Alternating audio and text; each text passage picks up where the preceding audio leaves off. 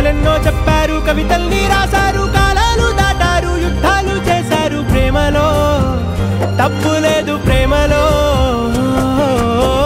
వేల వేల వెన్నెలంత మీద వాలి వెలుగునంత మోయమంటే నేను ఎంత రే.